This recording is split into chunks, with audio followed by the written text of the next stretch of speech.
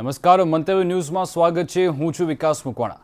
તો આજે શરૂઆતમાં વાત કરીશું દેવાના દંગલ વિશે। તો શરૂઆત કરીએ વિશેષ રજૂઆતની।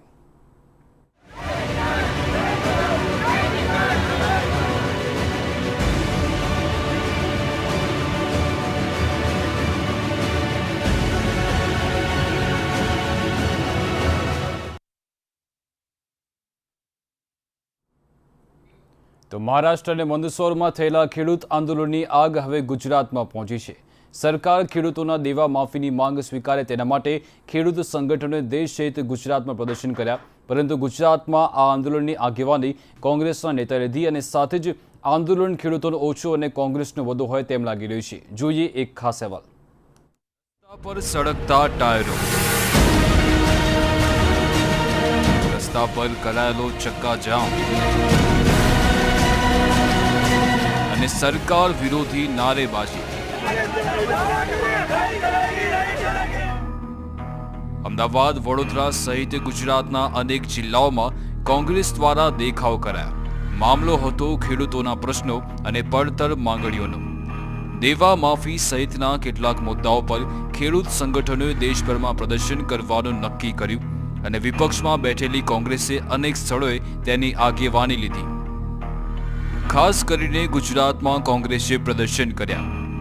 ગુજરાતમાં ખેડૂતો વિરોધ કરવા આવે કે ન આવે, પરંતુ કોંગ્રેસના નેતાઓ અને કાર્યકરો મોટી સંખ્યામાં રસ્તાઓ ઉપર ઉમટી પડ્યા અને ટાયરો સળગાવી ચક્કાજામ કર્યો। ભાજપની સરકારે ખેડૂતોની પરિસ્થિતિ બહુ વિષમ કરી દીધી છે। ન સિંચાઈનું પાણી મળે, ન વીજળી મળે, ન ખેડૂતને પોષણક્ષમ ભાવ મળે અને જે અમારી જે ખાતરની જે કોંગ્રેસના રાજમાં જે પાર્ટી સબસિડી આપતી એ પણ ચૂંટવી લીધી। અમારી જે દેવા નાબૂદીનો જે અમારો જે આખો જે લડત છે કે ગુજરાતના ખેડૂતો ઉપર 30,000 કરોડનું આ સરકારની નીતિના કારણે દેવા થયા છે, એને સંપૂર્ણપણે નાબૂદ કરવા જોઈએ। અમદાવાદના નારોલ વિસ્તારમાં કોંગ્રેસ દ્વારા રસ્તા રોકવામાં આવ્યા, જેને કારણે થોડી વાર માટે ચક્કાજામ સર્જાઈ ગયો। તો ગાંધીનગરમાં ખેડૂતોના સમર્થનમાં કોંગ્રેસ દ્વારા સરકાર વિરોધી નારેબાજી કરાઈ।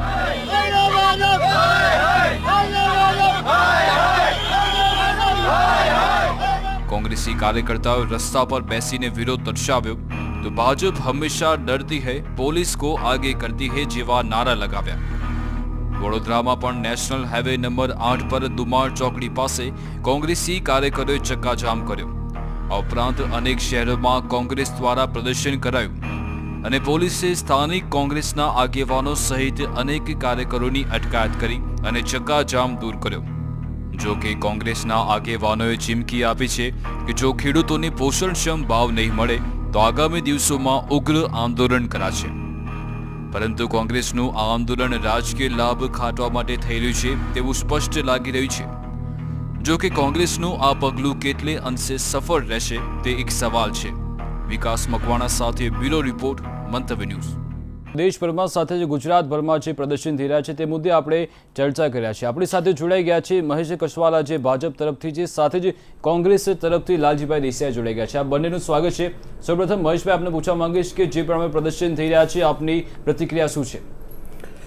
ગુજરાતની અંદર જે પ્રકારે આજે કોંગ્રેસ પક્ષે ખેડૂતો માટે એક કાર્યક્રમ ચક્કાજામ એવો આપેલો, મને એમ લાગે છે કે કાર્યક્રમ તો ક્યાંક ને ક્યાંક થયો છે, પણ પબ્લિક પાર્ટિસિપેશન જ્યાં જોઈએ, જ્યાં ખેડૂતોનું પાર્ટિસિપેશન જોઈએ, ત્યાં ન રહેતા આ કાર્યક્રમ મને એમ લાગે છે કે કોંગ્રેસનો માત્ર ચૂંટણીલક્ષી હોય એવું મને લાગે છે। બિલકુલ, આ દેશની અંદર કોંગ્રેસ અધિકતમ શાસન કર્યું છે અને આજે પણ જો કોંગ્રેસ એમ કહેતી હોય, હજી તો 3 વર્ષ પહેલાં આખા દેશની અંદર દેશના મહત્તમ ભાગ ઉપર એમનું શાસન હતું, આજે કોંગ્રેસ દુહાઈ દેતી હોય ખેડૂતોની કે ખેડૂતોના દેવા માફ કરો, તો મારો એક સીધો સાદો સવાલ છે, મહેશભાઈ કદાચ મને એમ લાગે છે કે એને સમજવાની કોશિશ કરી કે કોઈ પણ વ્યક્તિનું દેવું માફ કરવાથી એની સ્થિતિ અમુક આવે તો એ પ્રશ્નો બધા સોલ્વ થઈ જવાના છે। દેવું આપણે ઘણા વર્ષોથી કરીએ પણ છીએ માફ, અને આજે જ ચૂંટણી ટાઈમ એ પ્રશ્ન કેમ આવ્યો? બિલકુલ, શું કહેશો લાલજીભાઈ? માફ કરવાથી બધા જ પ્રશ્નો સોલ્વ થઈ જાય। સવાલ એ છે કે મહેશભાઈ કહી રહ્યા છે કે આ ચૂંટણીલક્ષી કાર્યક્રમ છે। બોલો। આમાં સવાલ એ છે કે મહેશભાઈ પણ એક ખેડૂત પુત્ર છે ને હું માનું છું કે ખેડૂતોની સંવેદના જે છે બરાબર સમજશે, કારણ કે ભારતીય જનતા પાર્ટીએ ચાહે કેન્દ્રમાં રાજ્ય કર્યું હોય કે ચાહે ગુજરાતમાં રાજ્ય કર્યું, હંમેશા ઉદ્યોગપતિઓની તરફેણ કરી છે. અને એમણે જ્યારે ઉદ્યોગપતિઓની તરફેણ કરે, ઉદ્યોગપતિઓના બહુ મોટા દેવા માફ કરે, બીજી બાજુ રાષ્ટ્રભક્તિનું એવું એક જંગ છેડે કે જાણે એમ લાગે કે આવું બધું રાષ્ટ્રભક્તિમાં ચાલે. લાખો કરોડ રૂપિયા ઉદ્યોગપતિઓના માફ થઈ શકે તો આ ભારતને અન્ન સુરક્ષા પૂરી પાડનાર, દરેકના જઠરાગ્નિને ઠારનાર આ જગતના તાતના દેવા શા માટે માફ ના થાય? જ્યારે કેન્દ્રમાં યુપીએની સરકાર હતી, મનમોહન સિંહજીની સરકાર, ત્યારે 2008માં 72,000 કરોડ રૂપિયા દેવું માફ કરી અને સમગ્ર દેશમાં ખેડૂતો જે છે એને દેવા મુક્તિનો કાર્યક્રમ આપેલો.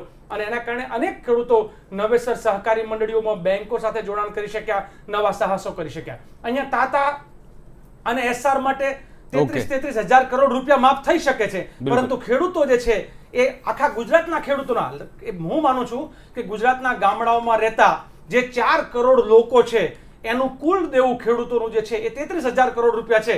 બીજી બાજુ એક બાજુ ટાટા એકલા છે જેને 33,000 કરોડ રૂપિયા આ સરકાર આપે છે. મહેશભાઈ શું કહેશો? લાલજીભાઈના બધા જ આંકડા ફેબ્રિકેશન હોય છે. હું લાલજીભાઈ એનો રીતે એનો પક્ષ મૂકે, મને વાંધો પણ નથી, એની રીતે પક્ષ મૂકે છે, પણ મને એમ લાગે છે કે સાચા આંકડાથી ઘણી આ જે એમણે આંકડા બોલ્યા ઘણા દૂર છે. સવાલ મેં પહેલા કર્યો હતો, ત્યાંથી જ મારી વાતને આગળ કરું છું કે ખેડૂતોને દેવા માફ કર્યા કરીએ કે ઉદ્યોગપતિઓને, પહેલાં તો ઉદ્યોગપતિઓને ક્યારે દેવા માફ કર્યા એ મારી સાંભળવામાં તો નથી. ગુજરાતની સરકારે ખેડૂતોને દેવા માફ આપણે કરતા આવ્યા છીએ ને હજી કરશું તો મને એમ લાગે છે કે ખેડૂતોના પ્રશ્ન સોલ્વ થશે એવું હું વ્યક્તિગત રીતે જરાય માનતો નથી. સવાલ એ છે કે ખેડૂતોને કેવી રીતે પાયાની સુવિધાઓ આપણે આપી શકીએ, કેવી રીતે વધારેમાં વધારે સિંચાઈની સગવડો આપી શકીએ, કેવી રીતે એને સમયસર ખાતરને બિયારણ આપી શકીએ, કેવી રીતે એને પોષણક્ષમ ભાવ આપી શકીએ. હું તમને ભૂતકાળના પૂર્વાર્ધમાં લઈ જાઉં. મહેશભાઈ બેઠા છે તો ખેડૂતોને મોટા ભાગના પાકોની અંદર 5 વર્ષે એક વખત પોષણક્ષમ ભાવ મળતા હતા. આજે સ્થિતિ એ આવી છે કે કોઈ 1-2 પાકો માટે ખેડૂતોને પોષણક્ષમ ભાવ નથી મળતા. જ્યારે માગ સામે પુરવઠો વધે ત્યારે એને નથી મળતા, ત્યારે રાજ્યની સરકાર ટેકાના મદદ કરે છે કે એને ઓછામાં ઓછું નુકસાન જાય. અને એટલા માટે રાજ્યની સરકારે આ વર્ષે પણ, મહેશભાઈ આપને યાદ હોય તો, તુવેર દાળ, મગફળી, કપાસ, બટેકાની અંદર કે ટ્રાન્સપોર્ટેશનની અંદર સબસિડી આપી છે. સવાલ ખેડૂતોને એક વખત એવો હતો કે 4 કલાક વીજળી મળતી, સફિશિયન્ટ હોર્સ પાવર સાથે નહોતી મળતી અને ખેડૂતોએ એક ગુજરાતની અંદર આંદોલન કરવું પડ્યું. આંકડાઓ આપે છે ત્યારે હું અમુક આંકડાઓ આપની સામે મૂકું. યુપીએની સરકાર દરમિયાન સરેરાશ જે છે 5 થી 6% એમએસપી એટલે જે ટેકાના ભાવનો વાર્ષિક વધારો છે 5 થી 6% રહ્યો છે. નરેન્દ્રભાઈના 3 વર્ષના શાસનમાં સરેરાશ જે છે એ ટેકાના ભાવમાં 1.5%નો વધારો થયો છે. મનમોહન સિંહજીની સરકાર વખતે કૃષિનો વિકાસનો જે દર હતો એ 3.5%, 4% અને એક સમય 6%ના દરે વધ્યો. જ્યારે નરેન્દ્રભાઈના વખતમાં માઇનસ જે છે એ 2%ના દરે કૃષિનો વિકાસ થઈ રહ્યો છે. અત્યારે કૃષિના દરનો વિકાસ, એક બાજુ એમ કે છે કે ખેડૂતની આવક બમણી કરવી છે, પણ કૃષિના વિકાસનો દર જે છે એ તો જે છે માઇનસમાં જઈ રહ્યો છે. હું તમને એક ઉદાહરણ આપું. નરેન્દ્રભાઈ જ્યારે ગુજરાતમાં હતા ચીફ મિનિસ્ટર, ત્યારે એમ કહેતા કે કપાસનો ભાવ 1,500 મળવા જોઈએ, 2,000 મળવો જોઈએ. એ જ કપાસનો ભાવ 600, 700, 800, 900 થઈ ગયા અને અત્યારે કેન્દ્રમાં એમની જ સરકાર છે, ગુજરાતમાં પણ એમની સરકાર છે. બીજો એક આંકડો મારે આપવો છે. મહેશભાઈ જે કીધું બહુ સરસ કે ખેડૂતોને સુવિધા મળવી જોઈએ, સિંચાઈ મળવી જોઈએ, વીજળી મળવી જોઈએ. આ ડાપણની દાઢ 22 વર્ષે ઉગી એટલે મને લાગે છે કે ભારતીય જનતા પાર્ટીને ફરી વખત ચૂંટણી સામે દેખાણી હોય એવું સ્પષ્ટ દેખાય છે. જો ખરેખર ખેડૂતો માટે કંઈક કરવું હતું તો તમારે વહેલા, જેમ શિક્ષણ માટે પણ છેલ્લી ઘડી હમણાં અચાનક જાગ્યા છે, એમ આ ખેડૂતોના મુદ્દે પણ તમે જાગશો તો કમસે કમ એ બાબતનું ભલું થશે. શું કહેશો મહેશભાઈ? બોલો ને હવે. અચ્છા, અમને ડાપણની દાઢ ઉગી કે નહીં ઉગી એ ગુજરાતના ખેડૂતો જાણે છે. વખત રાજકોટની અંદર મહેશભાઈ અમદાવાદથી સાબરમતીનું પાણી જતું હતું ને લોકો પીવાનું પાણી ટ્રેનથી જતું હતું. આજે ગુજરાતની અંદર કેટલા હેક્ટરની અંદર, મારી પાસે આંકડો નથી, પણ કેટલા હેક્ટરની અંદર સિંચાઈની સુવિધા 1995 પહેલા જોઈ લો ને આજે જોઈ લો. અને હજી પણ આજે પણ ગુજરાતની અંદર જો ક્યાંક સિંચાઈનું પાણી નર્મદાની કેનાલ ન પહોંચી હોય તો એનું પાપ કોંગ્રેસે કર્યું છે. સવાલ બીજો છે, ભાઈ આંકડા આપતા હતા, હું એને ખોટા નથી કહેતો, એ પક્ષ રાખે છે. નરેન્દ્રભાઈ મોદીની સરકાર અત્યારે કેન્દ્રમાં છે, એના પહેલાં મનમોહનસિંહજીની સરકારમાં કૃષિ વિકાસ દર 2.5 થી 3.5% હતો અને નરેન્દ્રભાઈ 14 વર્ષ ગુજરાતનું શાસન કર્યું અને આજે વિજયભાઈ શાસન કરે છે. ગુજરાતનો કૃષિ વિકાસ દર 11% છે. ઓકે. 9,000 કરોડનું કૃષિ ઉત્પાદન નરેન્દ્રભાઈએ શાસનના સૂત્રો સંભાળ્યા ત્યારે હતું. મહેશભાઈ આમાં કદાચ હું ખોટો નહીં હોઉં. મહેશભાઈ, આજે શું કહેશો? 1,26,000 જે બંનેની રજૂઆત છે એને આપ કેવી રીતે જુઓ છો? કૃષિ ઉત્પાદન જી. છે. ક્યાંક ને ક્યાંક મહેશભાઈ સાદરી ખેડૂતોની સાંભળશો. આવકમાં વધારો થયો છે, ખેડૂતોની સુવિધામાં વધારો છે. રાજ્યની સરકાર 1 લાખ કનેક્શન, તમારામાં 10 વર્ષનો બેકલોગ હતો બિલકુલ. ખેડૂતોને વીજ કનેક્શનનો. ઓકે. 4 કલાક પૂરા હોર્સ પાવર, પૂરી સ્ટેબલ વીજળી નહોતી મળતી. બિલકુલ. મહેશભાઈ, રાજ્યની જે સરકાર પ્રમાણે 10 બંને કલાક તરફથી વીજળી રજૂઆત આપે આવી છે, આપ એને સમયસર કેવી રીતે જોશો? ખાતર આપે છે. મહેશભાઈને- અમારે ત્યાં ખાતરોની લાઈન થતી હતી. મહેશભાઈને 2 બોલાવો. વર્ષ પહેલાની જ વાત છે. વિકાસભાઈ, આપને પણ સાંભળીશું. મિત્રો બંને રાજકીય પાર્ટીઓના છે એટલે આક્ષેપ પ્રત્યાક્ષેપ થયા કરે, પણ એક હકીકત તો છે કે ગુજરાતના જ એક આરટીઆઈ એક્ટિવિસ્ટ ભરતસિંહ ઝાલા, મારે નામ જ દેવું જોઈએ કારણ કે એણે સરસ કામ કર્યું છે. એણે સુપ્રીમ કોર્ટમાં એક કેસ મૂક્યો અને એમાં ખેડૂતોની આત્મહત્યાની બહાર લાવ્યા. એમાં ગુજરાત પર નથી અને સુપ્રીમ કોર્ટે બધાને નોટિસો આપી, ઇન્ક્લુડિંગ ગુજરાતની વિધાનસભાએ પણ મારી પાસે ડેટા સાથે મહેશભાઈ હું આવ્યો છું કે ગુજરાતની સરકારે પણ ડેટામાં બોલ્યા છે કે આત્મહત્યા થઈ, કેટલાક અંગત કારણથી થઈ છે, કેટલીક કૃષિ ઉત્પાદન ઘટવાથી થઈ છે, કેટલાક અકસ્માતથી ડેટા છે, પણ એમાં મોટાભાગના કૃષિ ઉત્પાદન નિષ્ફળ થવાથી આત્મહત્યા થઈ છે. સવાલ આવે એમના વળતરનો, તો સરકારે એમ કહ્યું કે વળતર આપવાની પોલિસી નથી. મારું એમ કહેવું છે કે કૃષિ પણ એક વ્યવસાય છે, પણ જ્યારે ખેડૂતોને આપણે જગતનો તાત કહેતા હોઈએ, આપણે એને બહુ માન મુરબ્બો આપતા હોઈએ અને પરિશ્રમ કરે છે સૈનિકોની જેમ જ, તો ખેડૂતો જ્યારે આત્મહત્યા કરે છે, એ ચિઠ્ઠી લખીને મરી જાય છે, એ જાહેરમાં ભળભળ ભરીને મરી જાય છે અને એમ કહે છે કે હું ફી ના ભરી શકું, ના આવ્યા પૈસા એટલે, એવા સંજોગોમાં એને વળતર કેમ ના મળે? એક બહુ અગત્યનો મુદ્દો છે. બીજો મારે એક વાત એ કહેવી છે, ના મારી વાત પૂરી જ કરું કારણ કે રાજકીય પાર્ટીઓ છે ને એ આક્ષેપ પ્રત્યાક્ષમાં મારી વાત નહીં સાંભળે. મારે બીજું એ કહેવું છે કે 9મી માર્ચ 2016 ગુજરાતની વિધાનસભામાં એક પ્રશ્ન પૂછાયો હતો. એ પ્રશ્ન એવો હતો, અડધી મિનિટ લઈશ, લાંબી વાત નહીં કરું હું. એમાં એમ થાય કે નર્મદાની કેનાલો વારંવાર તૂટી જાય છે. એટલે 2014માં બનાસકાંઠામાં 22 વખત બનાવ બન્યા છે, 2015માં 7 બનાવ બન્યા છે. એમને વળતર નથી આપવામાં આવતું. એમાં જે જવાબ આપવામાં આવ્યો છે એ બહુ દુઃખદ છે, ખેડૂતોને નુકસાન કરે એવો છે. એમ કહેવાય છે કેનાલની સમયાંતરે ચકાસણી કરવામાં આવે છે. કેનાલોમાં નુકસાનના બનાવો મુખ્યત્વે ખેડૂતો દ્વારા પાણીના ઉપાડમાં મોટા પાયે વધઘટ થવાથી, નહેરના છેવાડે વધારાનું પાણી જમા થતાં, નહેર ઉભરાવાથી, ઉંદર તથા જંગલી પ્રાણીઓ દરમાં પાઇપિંગ થવાના કારણે, આમ કામની ગુણવત્તાના કારણે બનાવો ધ્યાન પર આવ્યા નથી એટલે અમે વળતર ના આપીએ. બીજી વાત મારે સાથે જોડવી છે. 2013માં સિંચાઈ નહેર અધિનિયમ 2013 આવ્યો. એમાં એમ કહેવામાં આવ્યું કે નહેરની 200 મીટર દૂર જો ખેડૂતનું ખેતર હશે તો એની પાસે અમે પૈસા લઈશું કારણ કે રિચાર્જ થયું. તમારો મુદ્દો એ થાય વિકાસભાઈ કે જો નહેરથી નુકસાન થાય, પાણી ભરાઈ જાય તો એને વળતર નહીં અને નહેરનો ફાયદો થાય તો ખેડૂત જોડે પૈસા લેવાના. બિલકુલ. શું કહેશો મહેશભાઈ? કેવી રીતની હોઈ શકે મને એ સમજાતું નથી. જણાવશો? મને એમ લાગે છે કે આવી કોઈ નીતિ અને સરકાર ખેડૂતો પાસેથી શ્રિંકેજ થઈને જે પાણી થાય ને એના કારણે રિચાર્જ થાય એના પૈસા હજી સુધી ક્યાંય લીધા નથી. લાલજીભાઈને પણ એ ખબર છે. સવાલ એ છે કે ગુજરાતની રાજ્ય સરકાર નરેન્દ્રભાઈ હતા ત્યારથી આજ સુધી જે પ્રકારની ખેડૂતલક્ષી નીતિને કારણે, પહેલાં ભાઈ ઝાલા જે છે એની આરટીઆઈ મારફતે જે આવ્યું છે એમાં હું ના પણ નહીં શકું ને ખેડૂતોની આત્મહત્યા, એ કોંગ્રેસનું શાસન હોય, ભારતીય જનતા પાર્ટીનું શાસન હોય, એના વિક્રમજનક આત્મહત્યા મહારાષ્ટ્રની અંદર નોંધાયેલી છે. હું તમે જાણીએ છીએ ગુજરાતની અંદર પણ ક્યાંક થઈ હશે, ક્યાંક ચિઠ્ઠી લખીને. મહેશભાઈ, સવાલ એ છે કે દરેક પ્રશ્નો, દરેક આત્મહત્યા પાછળના ચોક્કસ પ્રશ્નો હોય છે અને કોઈ પણ માણસ આત્મહત્યા સુધી પ્રેરાય એની પાછળનું નક્કર કારણ કંઈક ને કંઈક હોય જ. એને ક્યાંક પોષણક્ષમ ભાવ નહીં મળ્યા હોય, ક્યાંક એને ધિરાણ નહીં મળ્યું હોય, ક્યાંક ખેડતી નાની થઈ ગઈ હશે, ક્યાંક ભાઈઓ ભાગમાં પ્રોબ્લેમ થયા હશે, ક્યાંક શેઢાના પ્રોબ્લેમ થયા હશે, ક્યાંક ને ક્યાંક હશે ને આ બહુ દુઃખદ ઘટના છે. ખેડૂતની આત્મહત્યા કે કોઈ પણ માનવ જીવની ને પશુની, આપણે તો એવા સમાજમાં રહીએ છીએ કે પશુની પણ કોઈ હત્યા થાય તો પણ આપણા રૂવાટા ઊભા થઈ જાય છે અને એ ન જ થવું જોઈએ.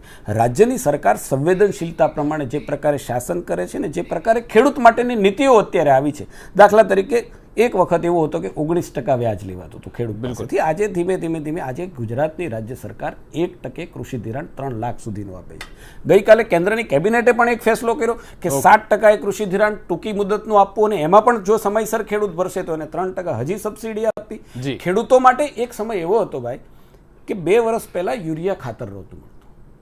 પહેલી વખત કેન્દ્રની અંદર એવી સરકાર આવી કે યુરિયા ખાતરની તંગીને બદલે ખેડૂતોની લાઈનને બદલે આજે યુરિયા ખાતર સરપ્લસ છે, જેટલું ખેડૂતોને જોયું છે. સવાલ એ છે કે ખેડૂતો માટે કેટલીક વસ્તુઓને તાત્કાલિક, હજી હું પણ માનું છું કે ગુજરાતની સરકારે કેટલીક વસ્તુ, દાખલા તરીકે અત્યારે પણ ભૂંડ, રોજ અને એના ત્રાસ માટે રાજ્યની સરકારે એક પગલું લીધું છે. બિલકુલ મહેશભાઈ, આગળ પણ મને એમ લાગે છે કે હજી પણ એમાં આ વર્ષે ઇમ્પ્લિમેન્ટ થશે. મહેશભાઈ, આગળ પણ આ વધારે બજેટ અને વધારે સુધારો કરવાની જરૂર છે. સમય થયો છે કે વિરામનો. આપ જોતા રહો મંતવ્ય news.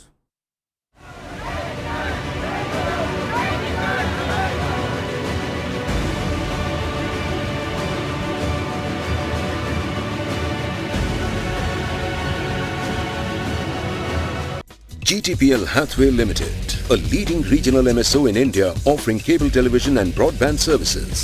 The #1 MSO in Gujarat, according to a 2016 MPA report, now makes an initial public offering of equity shares of face value of 10 rupees each for cash at a premium.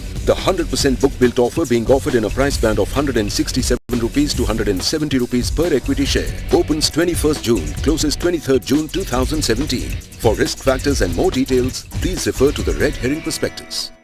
પત્રકાર બનવું છે? મીડિયા ક્ષેત્રે કારકિર્દી બનાવો. Diploma in journalism, post graduation in journalism and mass communication, video editing, graphics અને સિનેમેટ્રોગ્રાફિક્સના 3 માસના short term courses. VR institute. સંપર્ક 968 7688 484.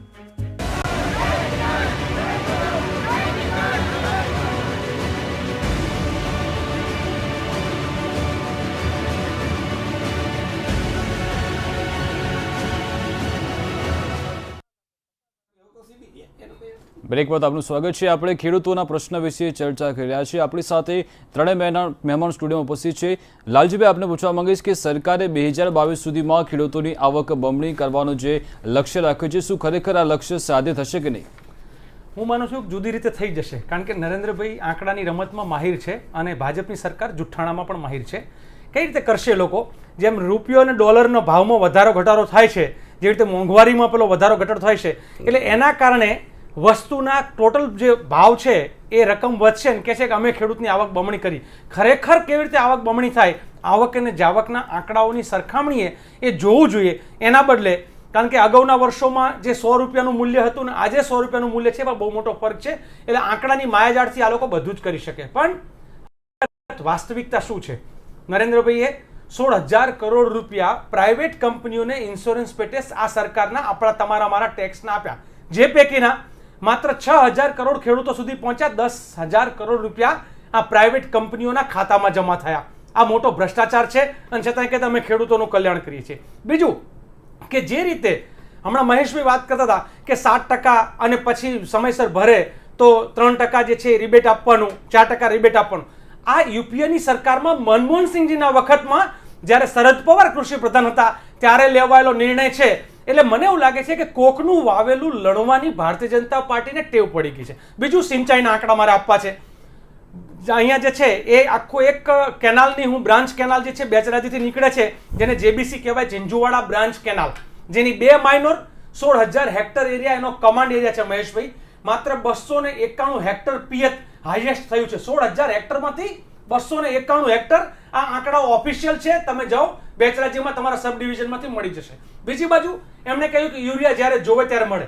મારી પાસે જુલાઈ ઓગસ્ટ 2016નું વિડીયો રેકોર્ડિંગ છે. બેચરાજીમાં ખેડૂતોને યુરિયા માટે ધોકાવાળી થઈ હોય અને ખેડૂતો લાઈનમાં લાગ્યા હોય અને ખેડૂતો જે ત્રાહિમામ પોકારતા હોય એનું. એટલે કાળા બજાર આજે જે રીતે ખાતર હોય, બિયારણ હોય.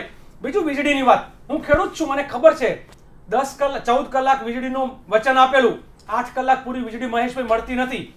અને હું તમને ગેરંટી સાથે કહું, આંકડા તમારે જોવા હોય તો જુઓ, દર 5 વર્ષે માત્ર નવેમ્બર અને ડિસેમ્બરમાં 10 કલાકની વીજળી મળે છે. માત્ર નવેમ્બર અને ડિસેમ્બરમાં, કારણ કે ચૂંટણી નજીક આવે છે ત્યારે 10 કલાક મળે છે. અને જેવું મતદાનમાં મતપેટીમાં મત પડી જાય છે પછી 8 કલાક. અને આ ઓફિશિયલ આંકડાઓ છે, તમારે ચેક કરવું હોય તો તમે ચેક કરી શકો છો. 2012 ના ડિસેમ્બરમાં મતદાન થયા પછી તરત 8 કલાક. એટલે આ લોકોને છેતરવા માટેની આ વાત છે. બીજું, યુરોપના દેશો ખેડૂતોને સબસિડી આપી શકતા હોય તો શા માટે આપણા ત્યાં એ પ્રકારની વ્યવસ્થા ના થાય? ત્યાં દેવું માફ થઈ શકતું હોય તો અહીંયા શું કામ ના થાય? અને મહેશભાઈ, મને સૌથી વધારે વાતને લાગે છે, લાસ્ટ પ્રશ્ન પૂછીને વાત પૂરી કરીશ, કે શું ગુજરાતમાં 22 વર્ષનું શાસન તમારું રહ્યું, એ દરમિયાન ખેડૂતોનો વિકાસ જે થવો જોઈએ એ કેમ ન થયો અને શા માટે ખેડૂતો આજે પણ ગુજરાતમાં દયનીય સ્થિતિમાં મુકાયા? શા માટે ખેડૂતોએ આંદોલન ઉપર ઉતરવું પડે છે? મહેશભાઈને જવાબ આપો. મહેશભાઈ, ગુજરાતના સ્થિતિઓ, ગુજરાતની અંદર ખેડૂતોની સ્થિતિ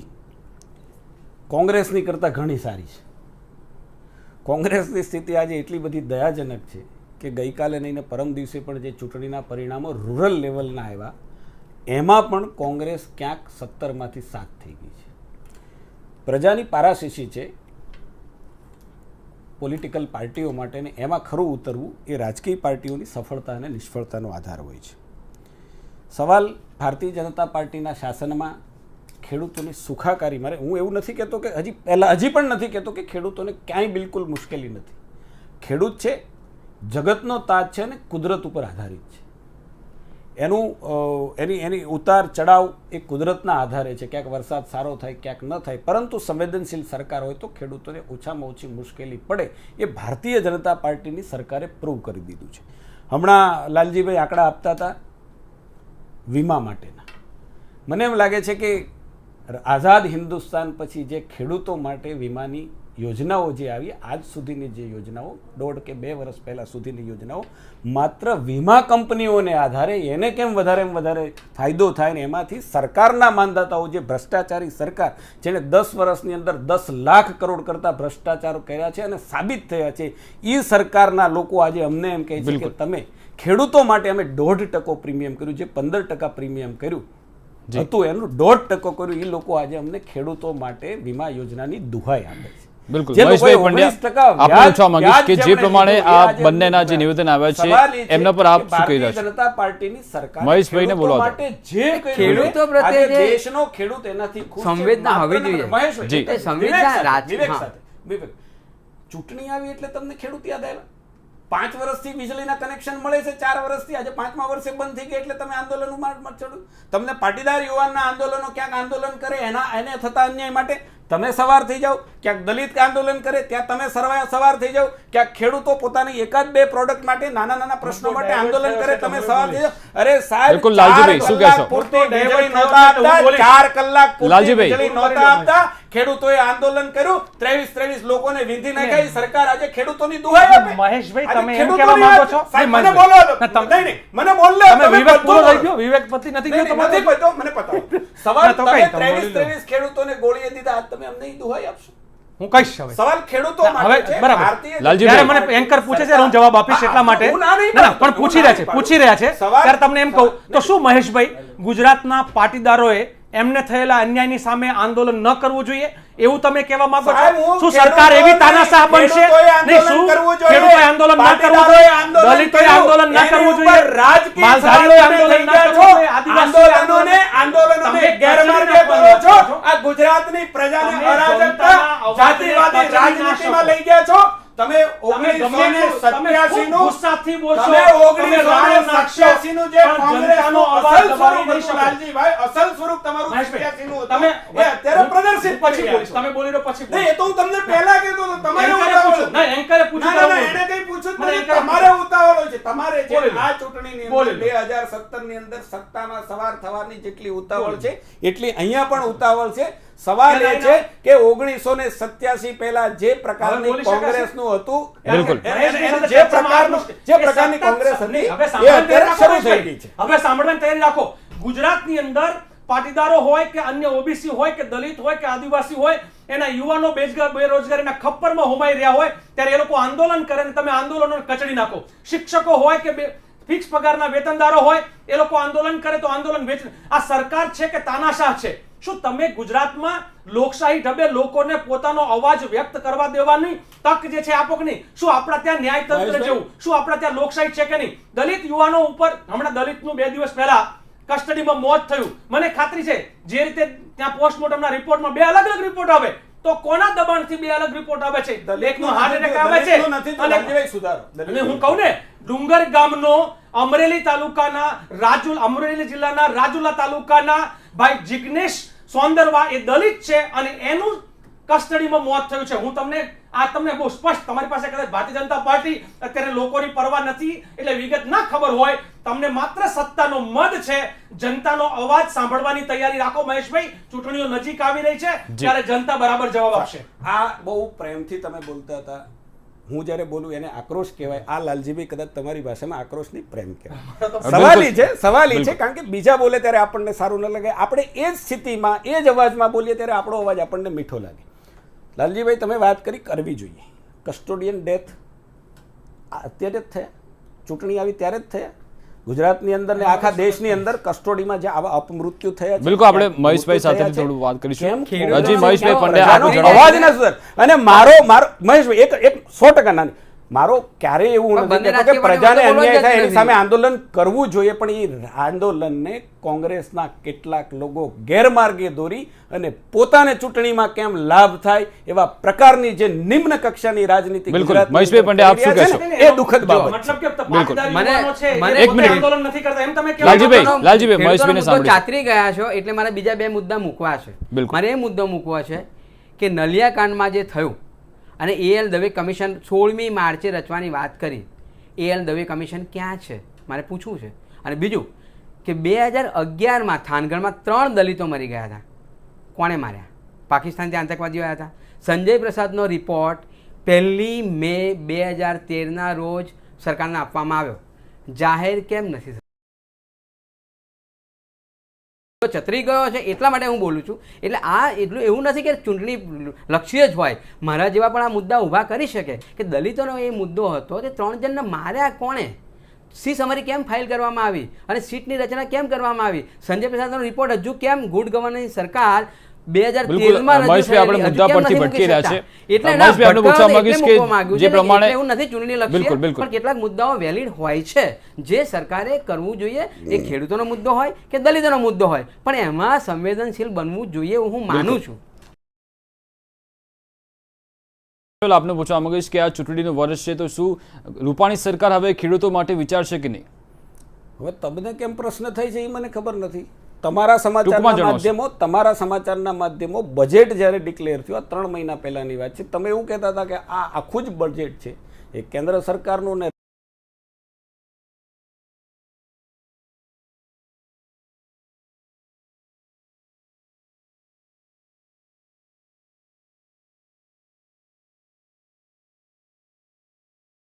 બિલકુલ ખેડૂત લક્ષી છે. તમામ મોટા ભાગની યોજનાઓને બજેટનું જે લોન માફીની જે માંગ ઉઠી છે તેને હવે તમે આજે મને પ્રશ્ન કરો છો કે ખેડૂતો માટે કરશે કે નહીં.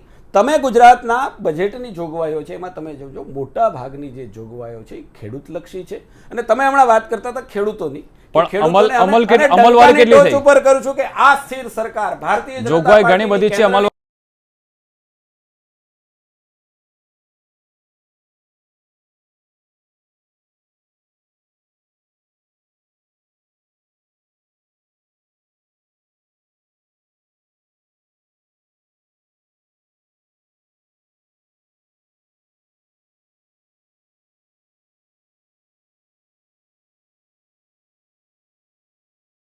અને ગુજરાતની સરકાર 2020 સુધીમાં અમે ખેડૂતોને તમે ડબલ આવક. મહેશભાઈ સમય થોડો ઓછો છે. લાલજીભાઈ થોડો આપણે જાણીશું. વાત જે આવશે લાલજીભાઈ કરે લાલજીભાઈનો પક્ષ રાખે એમાં મને કશો મને આપણે જે છે ને કાવ્ય જે છે મને એ જ નથી સમજાતું કે શાને આવું થાય છે. એટલે આખું બજેટ છે તમને કોઈ આખલાઓ માટેનું બજેટ છે. લાલજીભાઈ તમને કોઈ દી સમજાણું નથી એટલે તો તમારા દિવસો આવ્યા.